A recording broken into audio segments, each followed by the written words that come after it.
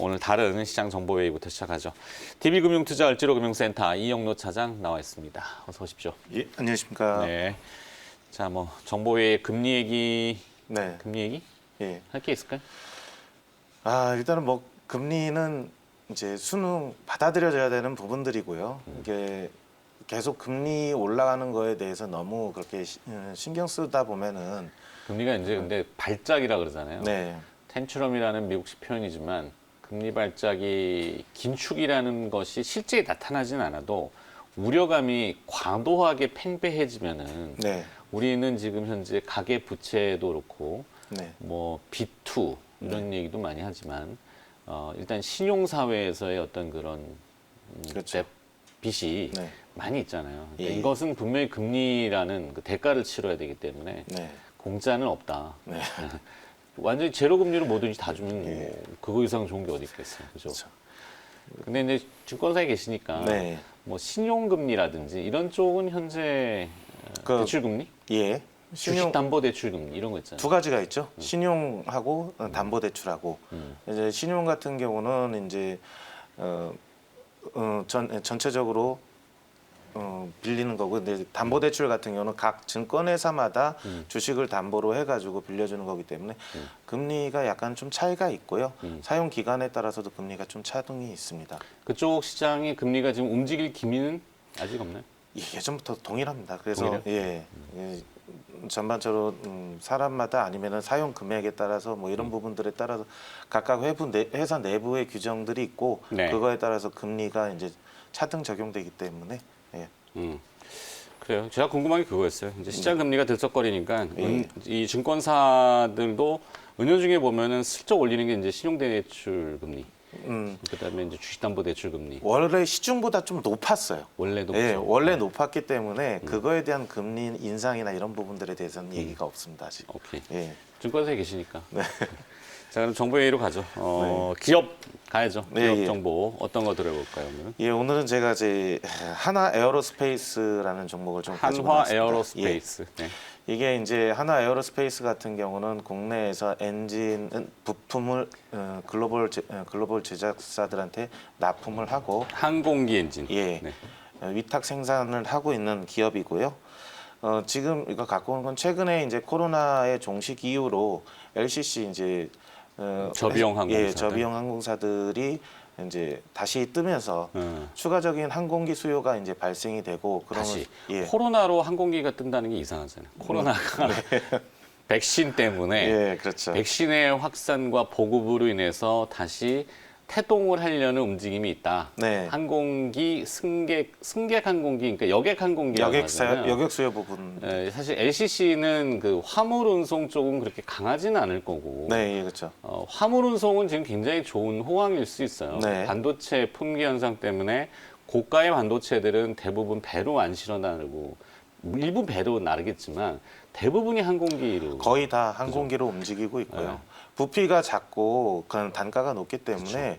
배로 장시간 이동시켜서 품질의 변형이 일어나는 것보다 항공기로 이동시키는 게 훨씬 더 경제적인 부분들이 있기 그렇죠. 때문에 대부분의 예. 고가의 이제 반도체들은 민감한 것들은 그래서 네, 이제 그렇죠. 화물 운송 분야는 사실 대형 항공사들은 여객 운임 감소를 다 커버하진 못해도 코로나 때문에 네. 여객이 감소했던 네. 것을 근데 이제 산업의 그 화물 운송은 어느 정도 쉐어가 됐고 네. 그래서 뭐 전 세계 같은 경우 전 세계로 놓고 봤더라도 대한항공 같은 경우는 화물 운송 부분들이 좀 많았기 때문에 작년에도 그 흑자를 계속 유지하고 있었고요. 네. 작년 말 기준으로 아시아나항공도 흑자로 돌아섰죠. 이제 한국의 항공사들은 좀 전략을 빠르게 바꿈으로써 그렇게 대처를 할 수 있었고 LCC 저비용 항공사들 같은 경우는 그게 이제 사람을 수송하는 이쪽에 치중돼 있었기 때문에 적자를 면할 수가 없었고요. 그런데 이제 다시 코로나 종식 이후로 항공기 여객 수요가 늘어날 걸 대비해서 네. 비행기의 주문들이 이번에 이제 역전됐다고 합니다. 그래서 취소 분량보다 발주 분량이 훨씬 더 많아지는 형태로 이제 됐는데요.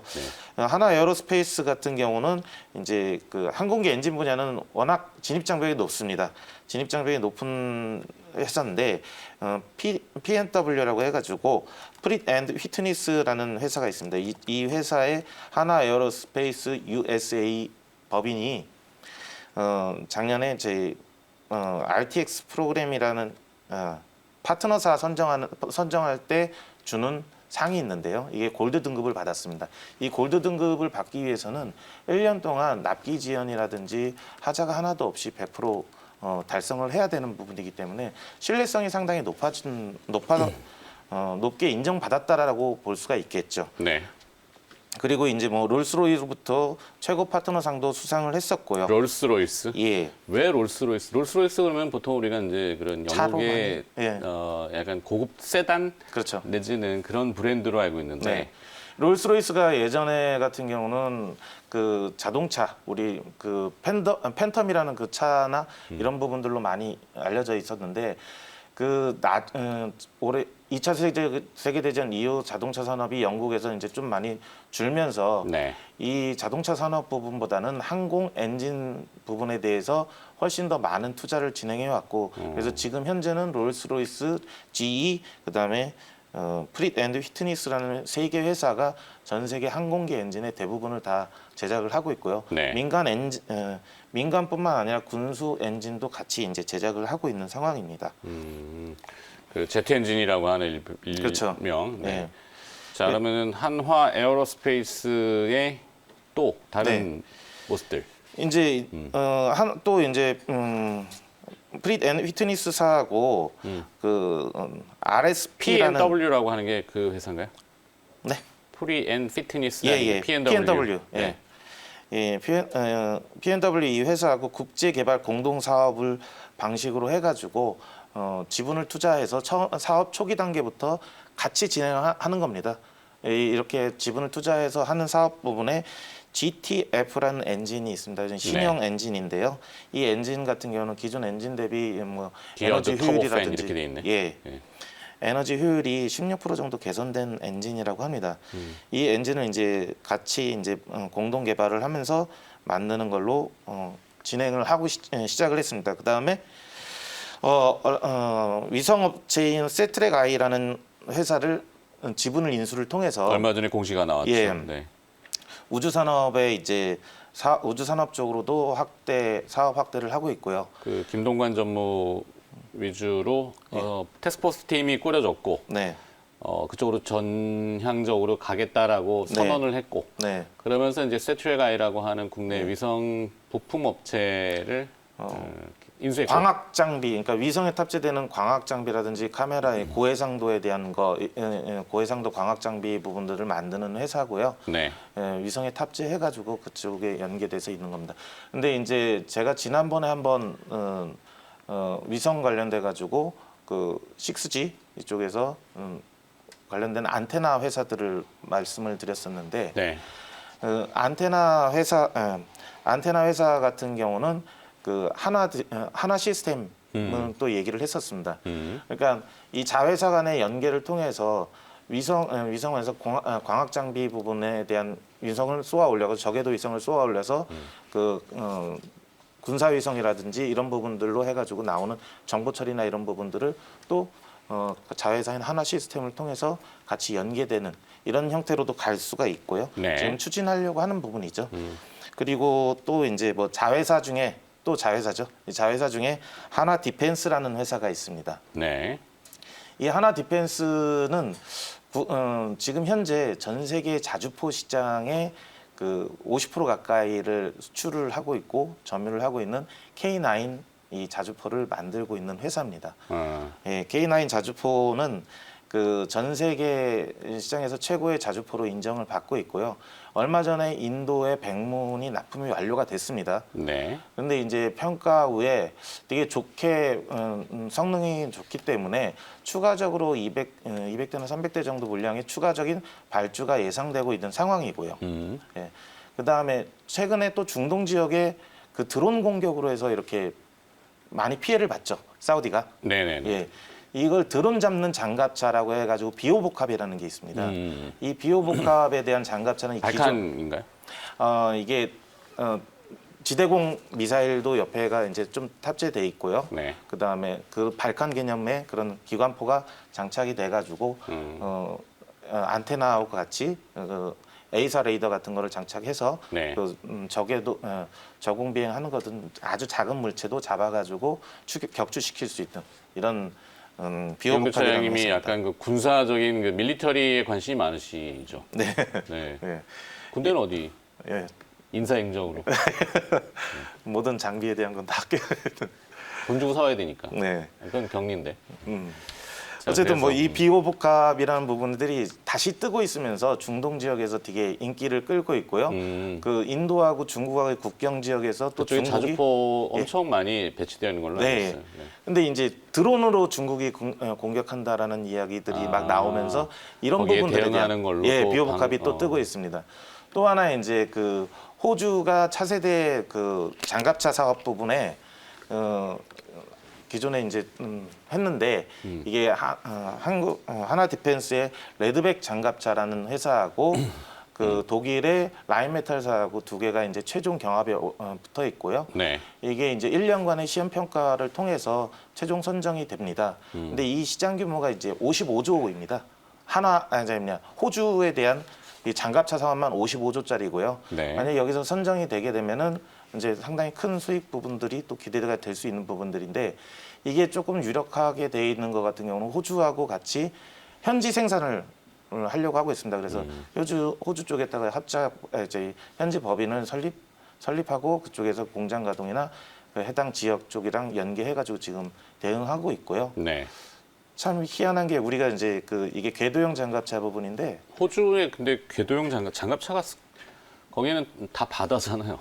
이제 육지가 엄청 육지에 많고 예. 뭐 내전을 할 일도 없을 텐데 뭔 장갑차 이렇게 많이. 근데 또 언뜻 들어보면은 그냥 들으면서 생각난 건데 인도 호주잖아요 지금. 네. 그죠?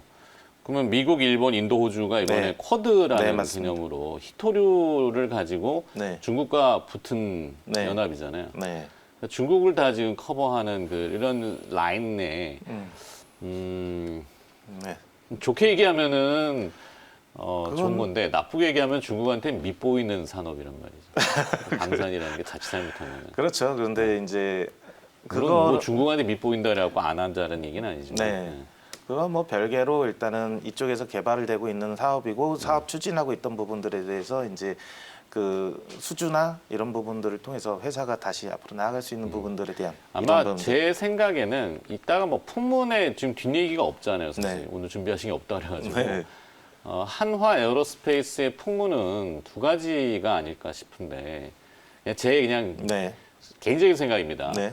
이게 말씀드렸듯이 방산이라는 부분을 가지고 있으면은 사업을 영위하는데 굉장히 제약이 많이 걸리잖아요. 네. 우리 뭐 국내에서의 방산이야 뭐 국책 사업이니까 그렇다 쳐도 해외에 나갔는데 중국 입장에서 입장을 네. 바꿔놓고 보면은 네. 자신들을 향한 그 포문을 열어놓은 그 회사를 만드는 장비를 예. 좋아할 리는 없단 말이죠. 그래서 이제 기본적인 그러면은, 게 방산을 떼어내는 네. 분리 작업을 하지 않을까. 그런 디펜스가 부분- 지금 방산이 예. 사실 한화 에어로스페이스의 거의 수익원의 굉장히 튼튼한 부분이잖아요. 네. 근데 이제 미래지향적인 거는 우주 산업이고. 네. 그래서 김동관 전무가 이제 승계하면서 내가 봤을 때는 우주 산업을 이제 키우기 위해서 디펜스는 서서히 이제 분리해버리면 낫지 않을까? 뭐 향후에 가가지고는 분리할 가능성도 있겠죠. 그렇죠. 지금 요즘 트렌드가 이제 네. 그 회사를 분리해가지고 독립시키는 형태로 많이 가니까 이제 그런 부분들은 나중에 갈 수 있는 부분들이고 현재로서는 이 회사가 이제 지분배 평가나 이런 부분들을 받을 수 있는 거기 때문에 네. 예. 근데 보고 이게 있는 거고요. 분리하자니 우주가 사실 원천적인 기술과 네.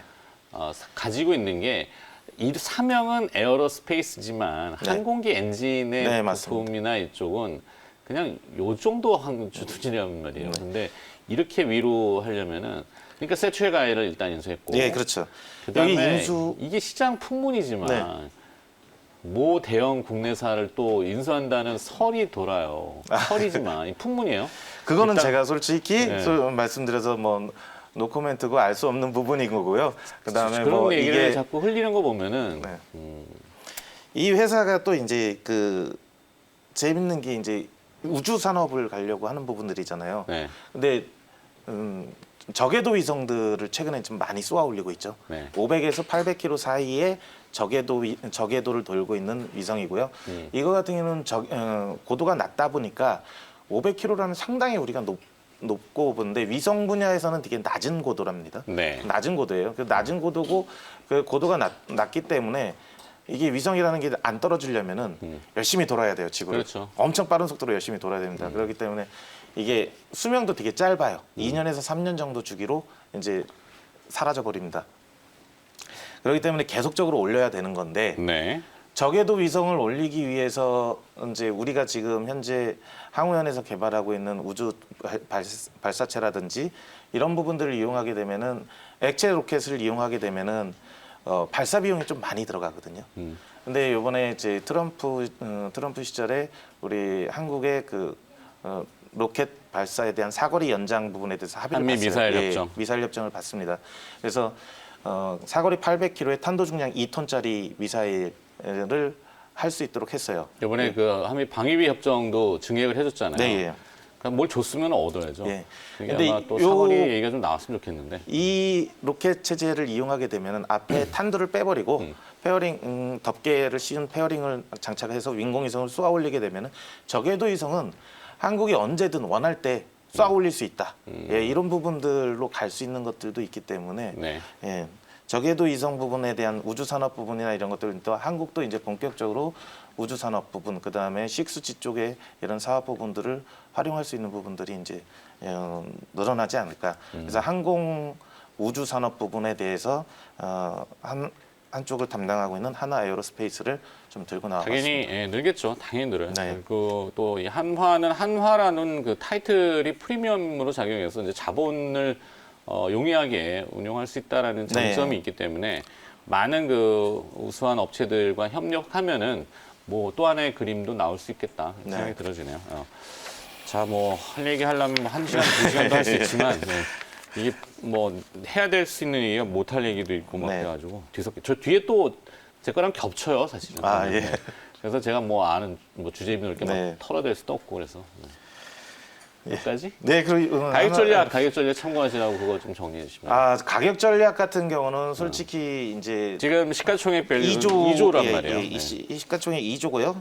작년에 2020년 영업이익 2,400억 정도가 나왔는데 올해 같은 경우는 더 추가적으로 항공의 엔진에 대한 이제 발주나 이런 부분들이 더 나왔기 때문에 추가적인 수익 부분들이 충분히 더 나올 수 있다. 그렇기 때문에 지금 현재로서는 2조 5천억 정도의 1차 목표를 갖고 네. 한번 시가총액 개념이 2조 5천억 정도니까 한 25%? 이 정도 부분을 잡고서 한번 가보는 걸로 알겠습니다. 되겠습니다. 자, 그리고 시간의 특징주 몇 가지만 듣고 예. 정리 끝내도록 하죠. 시간의 특징주 있죠. 어제 금요일 이제 날 종가. 금요일 종가 기준 움직였던 게 잉크테크 같은 경우 미원홀딩스가 이제 경영차별 목적으로 잉크테크의 지분을 취득을 했습니다. 그래서 240만 주 규모의 유상증자를 받는 거기 때문에 이게 상한가를 좀 갔고요. 우양은 이제 마켓컬리 관련주로서 상승을 했습니다. 네, 마켓컬리도 나스닥 상장. 네, 추진 소식이 있죠. 그래서 신선 제품 직공급을 하고 있는 우양, 그 다음에 뭐 팜스코, 하이퍼크를 납품을 하고 있다고 합니다. 아, 여기도 마켓컬리 관련주로. 예. 그러니까 우양과 팜스코는 마켓컬리 관련주. 네, 예. 그래서 신선육이라든지 뭐 이런 부분들에 대해서 관련돼 가지고 우양 지난번에 제가 소개했던 기업인 선진도 같이 선진. 네. 할 수 있겠죠. 그러네. 예. 네. 그다음에 우리 기술 같은 경우는 이제 40조 부유식 해상 풍력 발전 사업의 가속화 소식이 전해지면서 네. 자회사인 서지오가 이제 국내 최고 기술을 보유했다라고 해가지고 148만 주가 좀 거래가 됐습니다. 이거는 상승폭보단 거래량이 좀 많이 일어났기 때문에 한번 제가 말씀을 드리는 거고요. 이게 부유식 해양 풍력 하려면 수심이 어느 정도 나와야 되는데 지금 서해안 쪽에 수심이 안 나온다고 얘기들이 논란들이 좀 좀 있던데. 그렇죠. 예. 그다음 하여튼 좋죠. 넘어가고. TSI가 이제 500억 규모 배터리 공장 장비 수주설로 이제 강세가 갔는데요. 네. 시간으로서는 10점 몇 프로 상승한 걸로 보지만 이제 장중에 많이 올랐기 때문에 합산 30%이기 때문에요. 이게 상한가 개념입니다. 그래서 조혜공 씨의 답변이 나왔는데 LG 폴란드 배터리 공장 장비 수주와 관련하여 구체적인 협상을 진행하고 있는 것은 사실이랍니다. 그런데 이제 계약 체결 여부 및 공급 규모, 세부 일정들에 대해서는 아직 확정되지 않았고 뭐 이렇게 그래서 추후 나중에 공시하겠다 이런 형태로 나왔기 때문에 TSI. 네, 예. 관심 있게 보면 될 것 같습니다. 알겠습니다. 그런 소식들이 있다라는 정도로 일단 마켓 컬리 관련주가 오늘 또 시장에 많이 또 네. 주목을 받겠네요. 자, 여기까지 하도록 하겠습니다. 시장 정보회의였고요. DB금융투자 을지로 금융센터 이영로 차장이었습니다. 고맙습니다. 네, 감사합니다.